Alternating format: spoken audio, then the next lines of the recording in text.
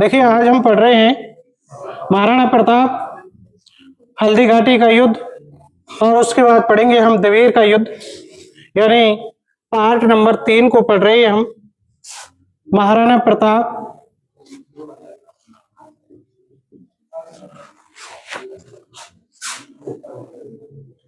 हल्दी घाटी,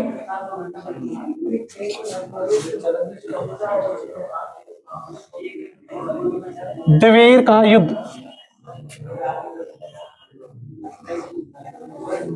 ये हमारा टॉपिक है। ये पार्ट 3 है हमारा।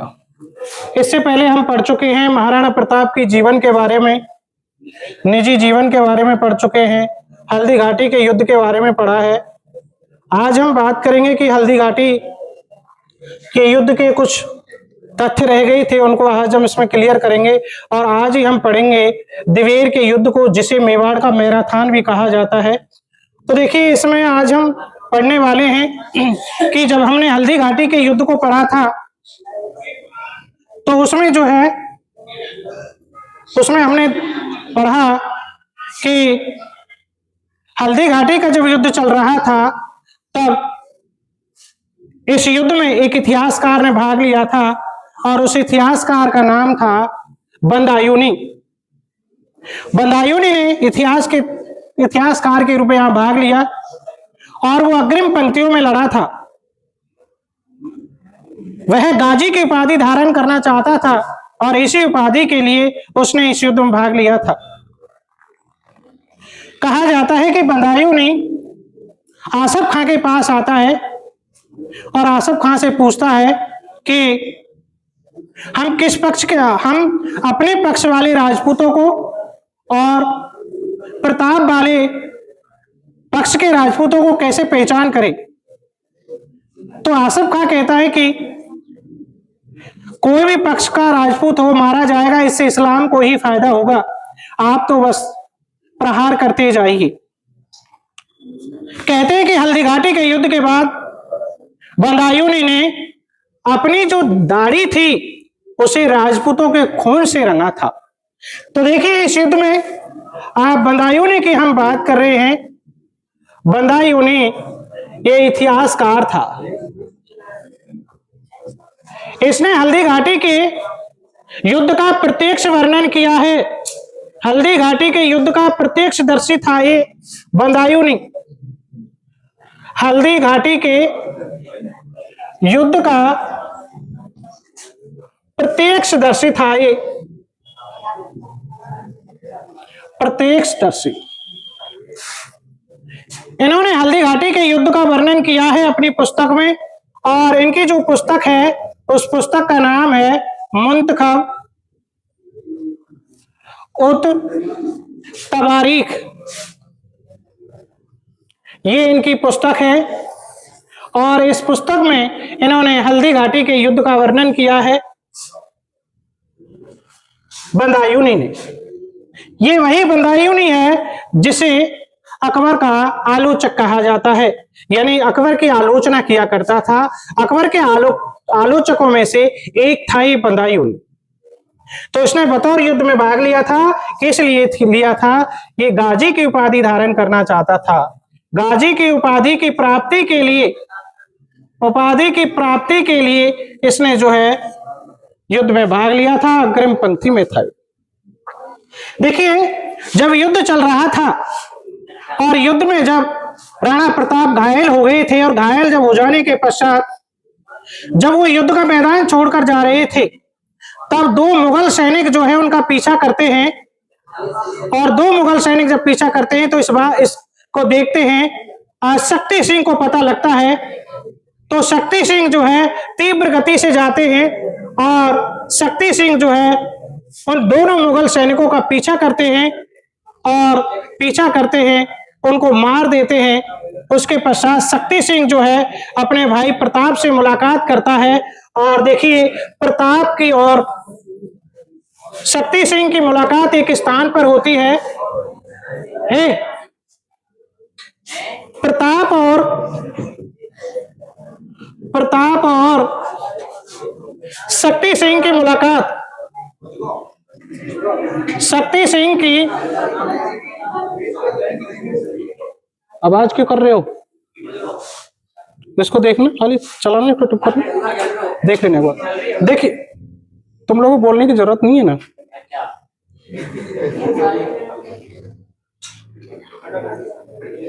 तुम लोगों को शर्म नहीं है कि बिल्कुल भी? कट करना है इसको, थोड़ा सा कट करो इसको। तुमको पता है वीडियो बन रही है तो। देखिए, प्रताप और शक्ति सिंह की मुलाकात होती है,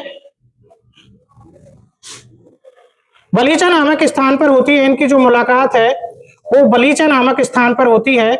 और देखिए, इसी स्थान पर जो प्रताप का घोड़ा था वो अपनी दम तोड़ देता है चेतक, बलीचा नामक स्थान पर। यहीं पर दोनों भाइयों की मुलाकात होती है, दोनों गले मिलते हैं, प्रताप और शक्ति सिंह। उसके बाद अपना घोड़ा देकर के शक्ति सिंह जो है वो यहां से चला जाता है। और ये जो बलीचा है, यहां पर चेतक की स्मृति में, चेतक की स्मृति में यहां स्मारक बनाया जाता है बलीचा नामक स्थान पर। यानी प्रताप के प्रिय घोड़े चेतक का स्मारक कहां पर बना हुआ है? बहुत कॉम्पिटिशनों में पूछा गया है ये क्वेश्चन। तो कहां पर है? बलीचा नामक स्थान पर है। और एक और क्वेश्चन बनता है यहीं से कि प्रताप की सेना में जो हरावल दस्ते का कमान संभाली थी हकीम खां सूर ने, वो इस युद्ध में मारे गए थे।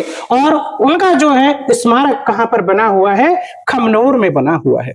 खमनोर नामक स्थान पर देखिए, नामक स्थान पर हकीम खां का, हकीम खां सूरी का मकबरा बना हुआ है, मकबरा। और देखिए, ये खमनोर जो है और राजसमंद में है, और राजसमंद में है। कई खास क्वेश्चन यहां से आते हैं प्रताप से संबंधित। इसके अलावा देखिए, महाराणा प्रताप ने 1585 ईस्वी में जो राजधानी है उसको, यानी चावंड को राजधानी बनाया था। और यहीं पर रहते हुए इसी चावंड में देखिए 19 जनवरी 1597 को, 19 जनवरी 1597 ईस्वी को प्रताप का देहांत हो जाता है इसी चावंड में। इसको देखिए, चावंड को प्रताप की आपातकालीन राजधानी कहा जाता है। ये चावंड क्या थी? प्रताप की आपातकालीन राजधानी थी, प्रताप की आपातकालीन राजधानी थी ये, आपातकालीन राजधानी। देखिए, एक धनुष को ये खींच रहे थे, तीर चला रहे थे, यानी आजमा रहे थे अपनी ताकत को। तो धनुष टूट जाता है और उससे जो है ये घायल हो जाते हैं और इनकी मृत्यु हो जाती है। तो देखिए, इनके जीवन से संबंधित इनका जो पुत्र है अमर सिंह, उन्होंने भी एक युद्ध लड़ा और उस युद्ध को हम देख लेते हैं जिसका नाम है दिवेर का शाही युद्ध, दिवेर का युद्ध। देखिए, इस युद्ध को तो हमने कहा मेवाड़ की थर्मोपल्ली कहा, हल्दी घाटी के युद्ध को तो, और दिवेर का जो युद्ध है उसको भी देखिए किस नाम से जानते हैं। देखिए, हल्दी घाटी के युद्ध के पश्चात राणा प्रताप जो है उसका लगातार पीछा किया गया। कभी जगन्नाथ कछवाहा को भेजा गया, कभी शाहनवाज खां को भेजा गया। एक क्वेश्चन पूछा गया था कि शाहनवाज खां को प्रताप का पीछा करने के लिए, प्रताप को पकड़ने के लिए कितनी बार भेजा गया था? 3 बार भेजा गया था। ग्रेड फर्स्ट में क्वेश्चन पूछा गया था। यानी प्रताप को पकड़ने के लिए, यानी हल्दी घाटी के युद्ध के पश्चात प्रताप को पकड़ने के लिए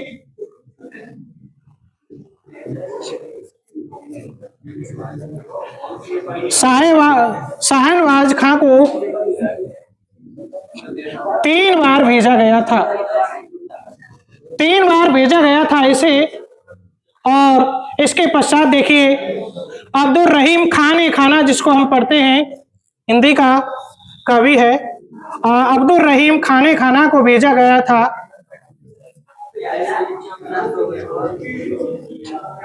खाने खाना को 1580 में भेजा गया था। इस प्रकार से महाराणा प्रताप का लगातार पीछा किया गया, लेकिन महाराणा प्रताप जो है पहाड़ों में चले गए। महाराणा प्रताप पहाड़ों में चले गए और इस प्रकार जो है, लेकिन महाराणा प्रताप का जो पीछा है वो लगातार जारी रहा। और इसके बाद हम देखते हैं एक प्रसिद्ध युद्ध है मेवाड़ की सरजमी पर लड़ा गया, जिसे कहते हैं दिवेर का शाही युद्ध। देखिए ये जो युद्ध है ये 1582 में लड़ा गया, 1582 ईस्वी में। देखिए इस युद्ध में राणा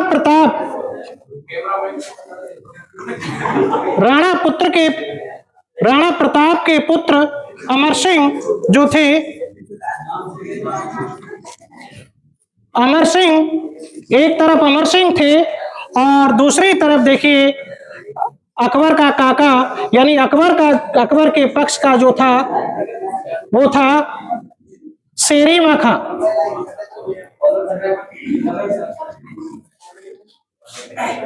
इतने जूते मारूंगा। प्रताप का काका जो था चाचा शेरिमा खां वो था, और शेरिमा खां जो था उस पर अमर सिंह जो है वार करता है। कहते हैं कि अमर सिंह जो है शेरिमा खां को, जो अकबर का चाचा था, उसको जो है घोड़े सहित काट डालता है। और यह अमर सिंह के अद्भुत शौर्य का प्रदर्शन था। इस युद्ध में शेरिमा खां के मरते ही मुगलों की जो फौज है वो भाग खड़ी होती है। इस प्रकार इस दिवेर के युद्ध में महाराणा की विजय होती है और मुगलों की जो शाही चौकियां है वो वहां से उखड़ कर के चली जाती हैं। ये दिवेर का जो युद्ध है इसे कर्नल टोड ने इसे मेवाड़ का मैराथन कहा है। मेवाड़ का मैराथन कहा है, इसे मेवाड़ का मैराथन कहा जाता है। किसको? दिवेर के युद्ध को कहा जाता है। 1582 में ये लड़ा गया था। इसमें महाराणा प्रताप की विजय हुई थी, अकबर की पराजय हुई थी इसमें। और इस प्रकार से इस युद्ध का जो परिणाम था वो निर्णायक निकला था। यद्यपि हल्दी घाटी का जो युद्ध था वो अनिर्णायक था।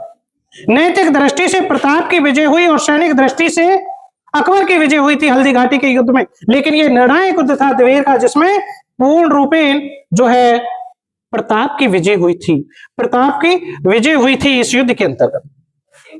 महाराणा प्रताप से संबंधित और कुछ पात्रों को हम देख लेते हैं, जिनमें एक नाम आता है जो महाराणा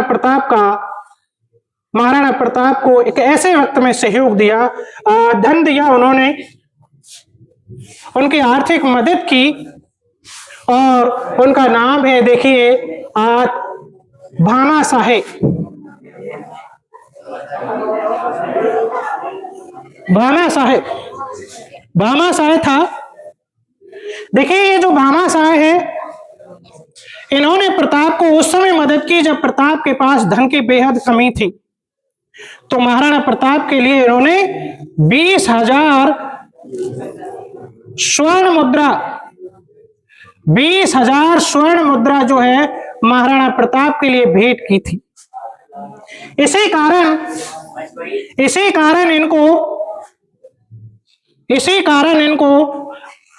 कर्नल टोड ने मेवाड़ का कर्ण कहा है। मेवाड़ का कर्ण कहा है इनको।